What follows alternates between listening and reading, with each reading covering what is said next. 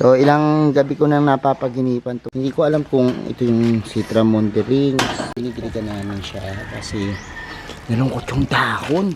Ganda nung kulay nito. Sayang. Hello everyone, this is Hermes Sunabi ni Dino Park and Eco Garden and welcome back sa ating YouTube channel. And for today's video, ano nga ba pag-usapan natin? Ilang gabi ko nang napapaginipan to, no? At ewan ko ba, hindi matanggal-tanggal sa isip ko tong halaman na to, no? At gustong gusto ko siya. Nung nakikita ko siya online at lumalabas sa feeds ko, talaga namang tumatak sa akin, ano. Siguro dahil sa napapanahon din sila ngayon. Ano ba itong tinutukoy kong halaman? Malalaman nyo sa ating pagbalik. Kaya kung ready na kayo mga ka-MPP, tutok lang po.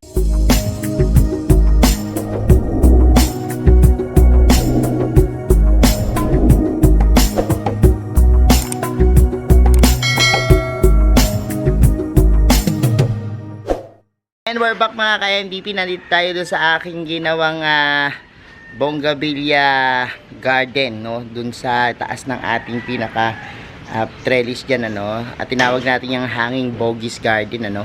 Tapos naglagay tayo ng mga pinagapang natin sa trellis, no?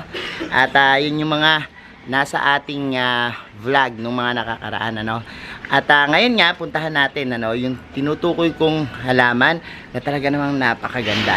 At kakaibang bongabilla siya, no? Ang tawag sa kanya is Citra, no? Tara, samahan niyo ako, pakita ko sa inyo na malapitan. So, ito po ay binubungkal ni Unang yung ating yan, lagyanan. Sige, bumutin mo na yan at ililipat namin itong monstera na partita. Pinay partita. Yan. Partita. At dito natin ilalagay yung ating Citra na bongabilla. Yan, Citra. Diyan. So, ano mo muna yan? Bongkalin mo na. Tanim mo muna yung isa mo. Tanim mo. Sige, tanim mo na yan. Ano to? Lupa? At yan, babalikan namin kayo. So, ilang gabi ko nang napapaginipan tong Citra. Kaya naman, ayan, nakabili tayo ng murang Citra sa Mini Dino Ornamentals. At ito, kuha ko lang po nito, napakamura lang, ano. Sabi ko nga sa inyo, ang ganda kasi nung nag-change na color dun sa kanyang mga petals, ano. And ilang linggo rin ako naghanap nito online, pero dito lang pala kay Ate Juday meron, ano.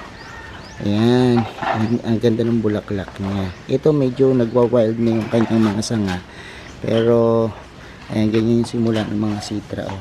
Tapos hindi ko alam kung ito yung Citra Monterings, Citra India, marami kasing klase yan, ano, pero bibigyan ko kayo mga reference, ano, kapag ano, dalawa yung kinuha nating paso na nagandahan ako. Ito pa isa, look. Tingnan nyo. Diba, yung mga bracts niya, ang kulay, parang naghahalong pink, puti, yellow, ang mga lumalabas, ano. And, napaka-surprising kasi tingnan nyo, look, diba? Ang ganda. Meron pang ibang mga variety ng mga Citra na magaganda rin. Yung medyo manilaw-nilaw, puti, na merong halo-halo, ano, na ibang kulay. Pero surprisingly talaga, pag lumabas yung mga bulaklak nila, changing color sila. Tapos humahalo dun sa kanilang mga bracts, ano. At ay, tingnan nyo, ang ganda. So ito medyo, isa na to, nagwa-wild na, kaya namin napag-isipan na ilagay sa kataling paso. So pagsasamahin nilang namin itong dalawa na to kasi bala ko pagapangin as trellis itong mga Citra natin, since nagkaroon naman ako ng mga Citra kahapon na niripat. Siguro akyat tayo dun sa taas mamaya, papakita ko sa inyo yung mga itsura ng nakuha naman natin, ano. So ayan, tanggal na yung lupa, and yan, babaon na po natin. So yan. Mamaya ako iaano ko na lang yan, igagapang ko yan. So this one naman, yung isa pang Citra, palagay din natin kasi yung ating bongabilla dito parang nalaos na yung bulaklak, so kailangan yan magbulaklak ulit. Grabe ugat nito, ang ganda, no? So pag nagtanim tayo, pag nagala ugat minsan nalalanta na. Normal lang yun, diligan lang ng tubig, babalik na agad, no? Wow, sobrang ganda ng ating Citra Bugis. Ayan, ang ganda ng bulaklak niya. Lagyan natin yung mga ipa, no? Hindi yung ipa na yan, medyo fresh pa yung ibang ipa, pero eventually naman mabubulok yan. Pero kayo pwede nyo rin haluan yan ng iba kung gusto nyo lagyan ng ito. Meron pang ugat. Tumutubo rin ba itong mga ugat na to? So kapag tinanim tong ugat na to, tutubo. So tanim natin tong ugat dun sa may pinakamalaking paso, baka sakaling magkaroon ng suloy-suloy itong ating yan, ugat na yan. And yan po yung ating Citra. Mamaya pakita ko sa inyo yung mga iba pa natin collection guys. Ito yung mga pinagputulan natin ng mga tinrim ko nung nakaraan. Tatanong ko na lang dito, no? Kung tumubo siya. Kung hindi, hindi. Yung parang kulay orange. Pero talatsyaan pa lang kasi itapon tong mga to. Yun yung gagawin natin. Didiretso natin sa lupa, no? Para kung halimbawa tumubo, tutubo yan, no? Pero ako naman, malakas ang kumpiyansa ko na pag nagsasaksak lang ako ng mga cuttings, tumutubo naman, no? So kahapon nagtanim kami nila unang nung siningit namin dito sa ating hanging garden ng Bongabilla. Kaya lang nilungkot yung mga Citra. And bababa namin ngayon ni Unang para diligan. So Unang, abutin natin ha. Iabot ko sa'yo. So ito yun. Kunin ko dito. Ayan. Kunin natin. Unang. Kunin mo. Yan medyo nalungkot. Ganyan talaga yung mga nabigyan. And baka na may mabjutay.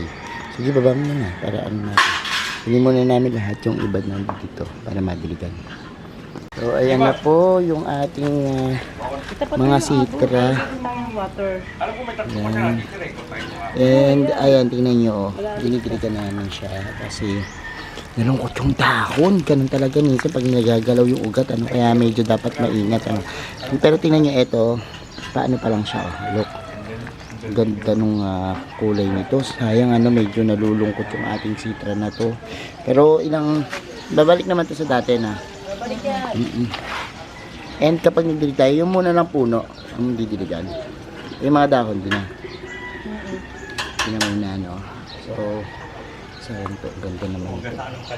Pero look, maganda pa rin naman itong isa natin hinahanap ko, yung pagka-Citra ito pala yung pagkahalo ng tigmakin mo yan, patitigmak natin yung mga Citra, tapos mamaya iakyat na uli natin ulit sa ating hanging Bugis garden. And ngayon nga i-search natin yung mga uri ng Citra, at para makita natin kung ano talaga yung mga ID nila, tara tingnan muna natin, pakita ko sa inyo. So eto na yung lumabas dun sa mga Citra Mondering, ang gaganda ng mga yan, bulaklak, at iba't iba yung pinakakulay nila, nakakatuwa. May iba-iba silang variations, nung kanilang blacks. And ito yung gustong-gusto ko na alagaan sa ngayon, Pero ang nakuha ko lang yung kaninang pinakita natin sa inyo, ganun lang. Pero meron pang iba na maganda, katulad nito, yan, nahalo-halo yung mga kulay sa kanilang mga dahon. So ayan mga ka-MD, pinapanood nyo na yung ating vlog, and I hope nagandahan kayo dyan sa pinakita kong halaman, Meron na ba kayo niyan? Dahil kung wala pa kayo, magandang mag-alaga ngayon dahil napapanahon talaga sila, At yan, tumutok lang po lagi sa ating YouTube channel. Sa mga hindi pa nag-subscribe sa ating channel, yan, i-click lang po yung subscribe button, pati yung notification bell para laging updated sa aming latest uploads. Pati po sa iba't iba nating social media accounts, sa ating TikTok, Instagram, Facebook pages, search lang po Hermie Zunao or Mini Dino Park Connect Garden. Makikita nyo na yan. Salamat ng maraming mga ka-MDP, and this is Hermie Zunao, nagsasabi sa inyo ng happy planting. Bye!